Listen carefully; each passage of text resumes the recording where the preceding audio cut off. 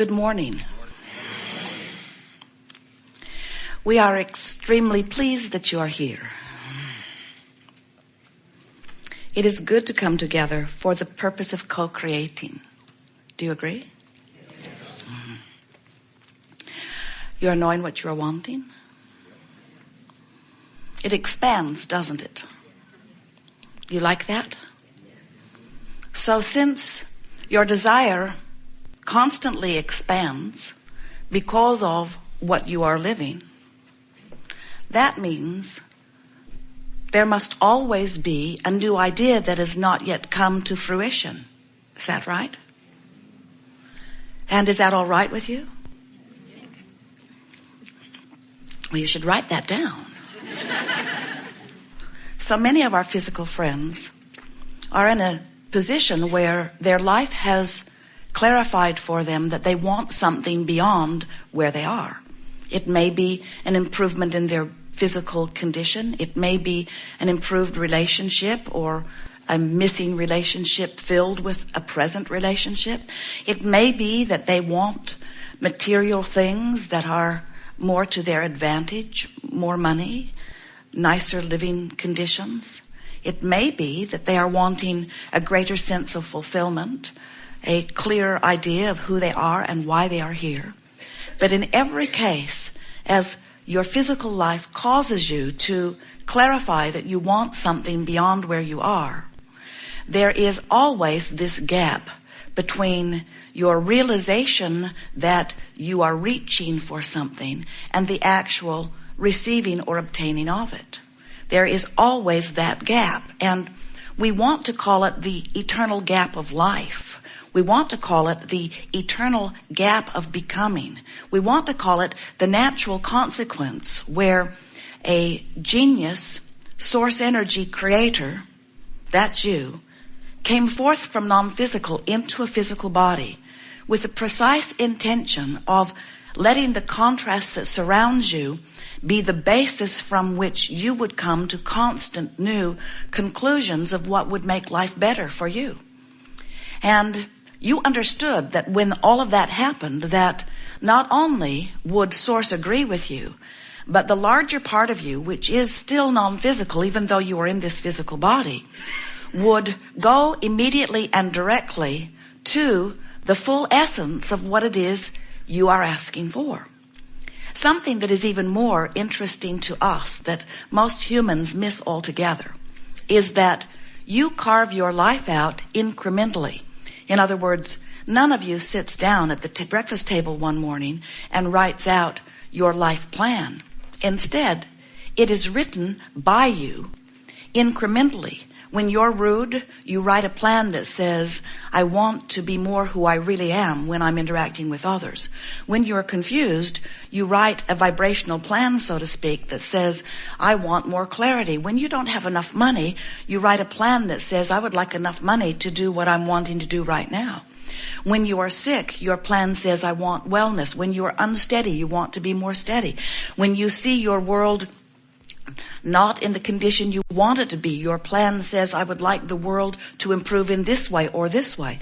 In other words, all day, every day, as you sift through the details of your life experience, you are at conscious but mostly unconscious levels, sending rockets of desire forward, which is what you knew you would do when you came forth. In fact, you knew that the evolution of your species, that the evolution of your time-space reality would happen because of you and those like you who are standing in this leading edge environment still asking for more.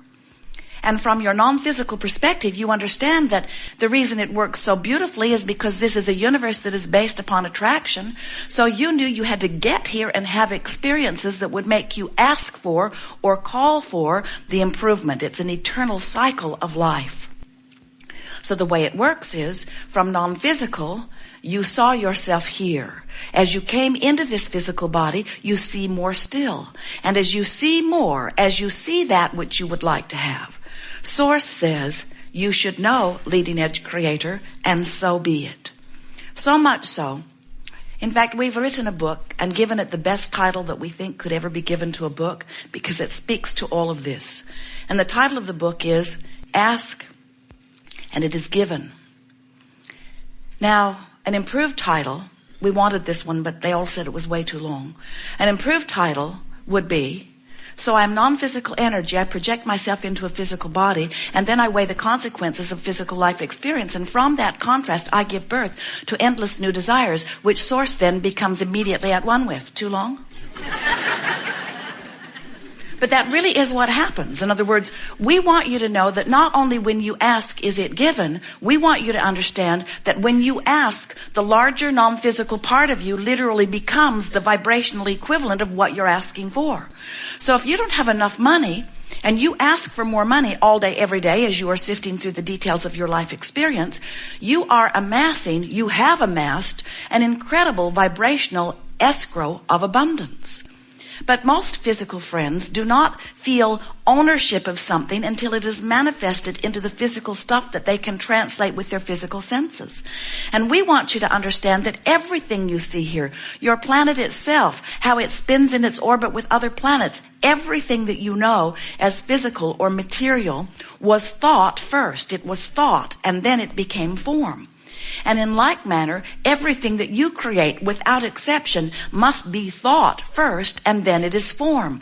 And so that's where we come in. You in your form, live it and want it, and as you give thought to it, it is only thought, and then we give our thought to it, and now it is really thought, and now we stand in the thought of that which you are asking for, and we give our undivided attention to it, calling you forth to it. And when the whole of you catches up with the rest of you, that which was your thought becomes form, and you receive manifestation. How about that? So that's why we call this gathering the art of allowing. That's what that allowing part is. I find some way in my physical body to allow myself to become vibrationally up to speed with what I have formerly only thought about. You following? So step one says ask, and you can't help but do that. You're out here banging around in the physical. All kinds of things are happening, and so you're asking. Step two says source will answer. And that's where source doesn't just answer, source becomes what you are asking for. When you're sick, the non-physical part of you becomes weller than you were before you were sick.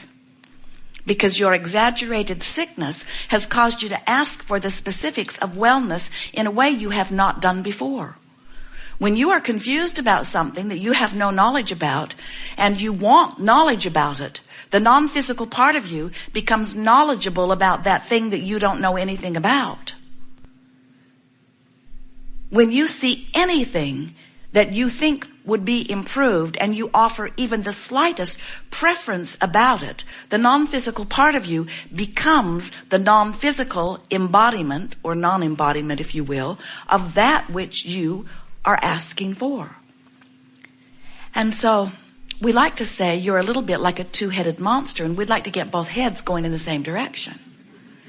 So when you ask for something and source becomes it, and you believe it or expect it or anticipate it and watch for it, now you're moving in the same direction as that which is your source, and you feel the alignment of that. It feels like joy, it feels like passion, it feels like fulfillment, it feels good to you. But when you ask for something and the non-physical part of you becomes it, and you keep beating the drum trying to justify why you want it, you see, I need this extra money because life has been so hard for me, you say. And so here is source energy over here tending to all of the money that you've been asking for that has been given to you. And you're over here beating the drum of justification or rationalization, trying to ply the universe with enough neediness that it will yield to you. And we say, you're not talking to your mother anymore. Sort of the way she trained you. You said, I want to have that. And she said, well, everyone wants things that they can't have. And you say, well, but I really want it. And she said, well, there are a lot of things I really want that I don't have. And then you say, but I need it. I need it. And without it, I will die. And she says, well, all right then. Now, it wasn't exactly that way all of the time, but that's the general theme that goes on. And so what happens to so many of our physical friends is you have come to the place of believing that if you plead a needy enough case, if you talk long enough and hard enough about what's going wrong in your experience, that then somebody will give up the goods. And we want you to understand that you're working against universal forces. Because vibrationally speaking, the vibration of what you've given birth to is one frequency and your need is an entirely different frequency. In other words, you can't set your radio on 6:30 a.m. and hear what's being broadcast on 98 FM. In other words, they're different frequencies. The frequencies have to line up. So when your life has caused you to ask and source is riding the rocket, tending to the vibrational abundance of well-being that is your inheritance, your legacy, your creation, when that is the vibration that part of you is offering, and you're over here beating the drum of need, your frequencies are out of alignment and you're not letting in what you want, and the emotion that you feel lets you know it. So your emotions are your indicator that let you know about the harmony or lack of harmony between the frequency that you are offering through your perception, through your personality, through your mood, through your attitude, through what you're talking about right now, through what you're thinking about right now, through what you're reading, through what you're watching on television. In other words, whatever you're giving your attention to has a vibration activated within you. And so the art of allowing asks the question, is the vibration that's activated within you right now by virtue of whatever you're giving your attention to, is it a match to what's in your vibrational escrow or not? If it's a match, there's alignment and manifestation is happening. If there's not a match, there's not alignment and manifestation can't happen. And that's why so many people that you know, maybe even you, have been asking for things for a long, long time, and they haven't come, which gives you the misimpression that it takes a long time to create big things. We say, it doesn't take any more time to create a castle than a button. It takes no more time to create big things than little things. But both require the same thing, a desire for it and an expectation of it, a belief. When your desire and belief are in the same place, it is done. But when you want something that you doubt, when you want something that you don't believe, when the evidence, when you say, oh, Abraham, I'd like to believe you, but I've struggled my whole life. And we say, well, stop it. And you say, I can't stop it. I've learned it from those who have come before me. It's just what we do here. Imagine taking your canoe down to the river's edge, a very nice, fast-moving stream, and your oars or paddles are already attached to your boat, and you put it in the water and you deliberately turn it upstream and begin paddling very hard against this fast-moving current. And we say, why not just turn and go with the flow? And our human friends invariably say, doesn't that seem lazy? That seems lazy. And then they will say, my mother would not approve of that. Or my teachers. They all had me pointing the other way. In fact, every plaque on my wall was based upon paddling upstream. And I was measured against the others who did it too. And the better we did it, the better we were able to fight that current, then the more proud our human friends were of us, and the bigger the trophies and monuments. And we hear that when you die, there are even more.